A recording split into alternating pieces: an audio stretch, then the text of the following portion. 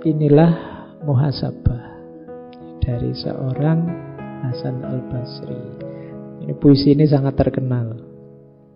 Anak Adam, dirimu, diriku.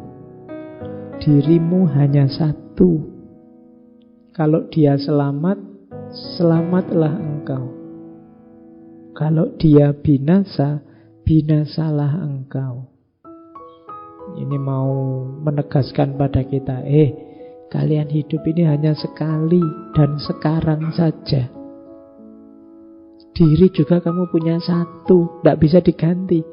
Kalau dirimu yang satu itu celaka, ya sudah selesai ceritamu dalam celaka. Kalau dirimu yang satu itu bahagia, ya engkau akan bahagia dan selamat. Jangan coba-coba lagi. Nunggu apa lagi? Seriuslah segera mendekat ke Allah. Karena kalau dia binasa, penyesalanmu tidak akan ada akhirnya. Dan orang yang telah selamat tak dapat menolongmu.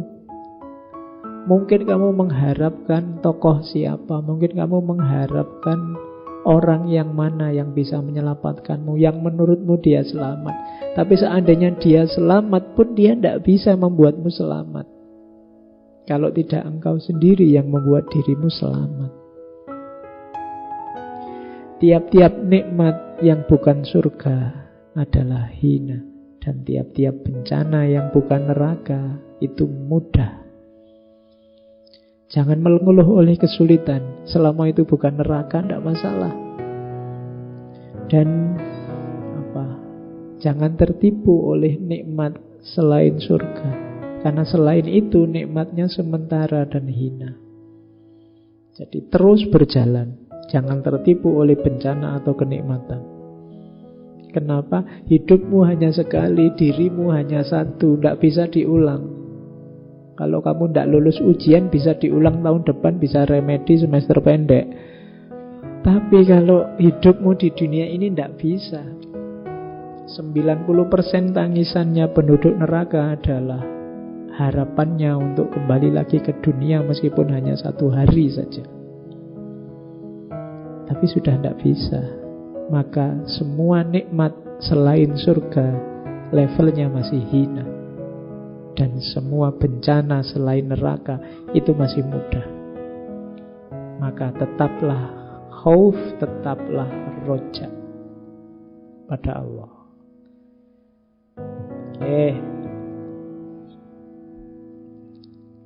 Nah, makanya kenapa judulnya muhasabah? Katanya Imam Hasan Al-Basri, seseorang tidak akan mendapatkan predikat ketakwaan sampai dia melakukan muhasabah kepada dirinya sendiri lebih ketat dibandingkan teman yang bermuhasabah terhadap temannya. Jangan menilai orang lain. Yang pertama, nilailah dirimu sendiri. Hasibu anfusakum qabla an tuhasabu. Nilai dirimu sebelum menilai orang lain. Hari ini kan kita lebih banyak sibuk menilai orang lain, postingannya orang lain, komentarnya orang lain. Ayo nilai diri sendiri. Komentator terhebat kemungkinan adanya dari Indonesia. Jadi kalau sepak bola itu kita bolak-balik kalah, sekarang ganti aja kompetisi komentator sepak bola. Kemungkinan kita juara. Ya, Twitter, Facebook, Instagram itu kan mungkin Indonesia itu paling rame. Jadi kalian paling suka ngomentari orang lain. Kalau ngomentari diri sendiri mungkin ya tidak terlalu laku. Kadang-kadang ngomentari diri sendiri biar dikomentari orang lain. Itu juga tidak masuk hitungan. Yang kedua, seorang hamba akan berada dalam kebaikan selama dia mampu menasehati dirinya sendiri dan selalu menghisap dirinya sendiri. Sebelum engkau dihisap, hisaplah dirimu. Kalian akan mudah jadi orang baik kalau kalian punya kekuatan untuk menasehati dirimu sendiri. Kalau kalian tidak bisa nuntun dirimu sendiri, kemungkinan agak sulit kalian untuk mewujudkan kebaikan-kebaikan karena kalian tergantung pada orang lain. Di antara tanda-tanda Allah berpaling dari seseorang ialah Allah menjadikan kesibukannya pada perkara-perkara yang tidak bermanfaat baginya. Nanti di antara bahan muhasabah kita, ayo dicek. Kalian kan merasa sibuk, waktumu terbatas untuk banyak hal, disuruh bikin tugas apa itu kan rasanya kalau ndak mepet ya ndak jalan. Terus kamu itu sibuk apa? Coba dicek. Apakah kesibukanmu itu ada manfaatnya untuk dirimu? Kalau Imam Hasan Al-Basri berarti untuk kehidupan akhiratmu atau tidak? Kalau tidak, mungkin memang oleh Allah kamu dikondisikan begitu. Mungkin Allah sudah berpaling darimu. Kesibukanmu tidak ada maknanya sama sekali, tidak ada manfaatnya. Dibikin begitu biar kamu jauh oleh Allah. Jadi hakikatnya yang menjauh engkau sendiri. Oke. Jadi ini quote-quote dari Hasan Basri. Yang terakhir, barang siapa, kalau ini hari ini banyak, mencela dirinya sendiri di hadapan banyak orang, sesungguhnya sebenarnya dia sedang memuji dirinya. Dan hal itu adalah satu tanda dari riya. Sekarang kan banyak. Kadang-kadang saya juga begitu. Alah, apa sih saya ini? Aku itu ilmuku terbatas. Aku itu ini koyok-koyok merendahkan diri, tapi gak kerasa sebenarnya ini rada pamer. Ingin menunjukkan ini loh, aku sudah sadar. Kamu mengkafir-kafirkan orang.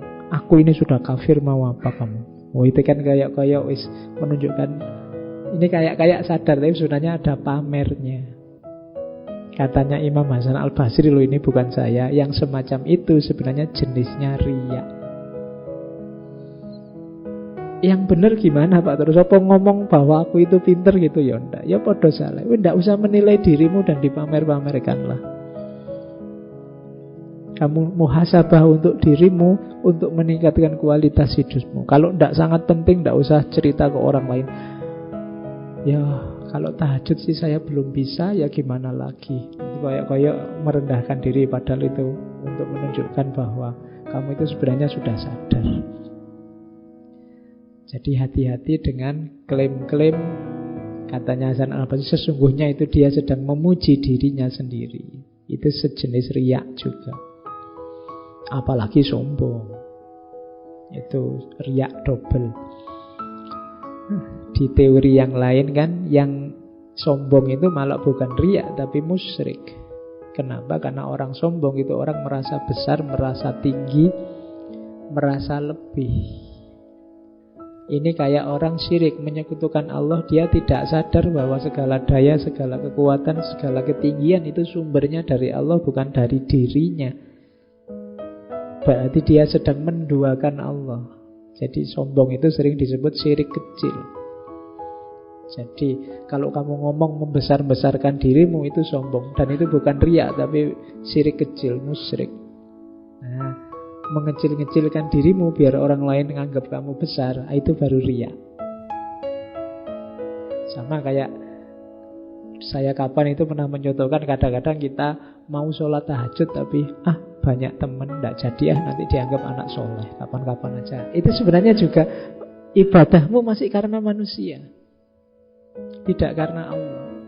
Itu bisa masuk kategori riya ini. Gara-gara ada manusia kamu mau sedekah, tidak jadi, nanti dianggap pamer, tidak usah lah.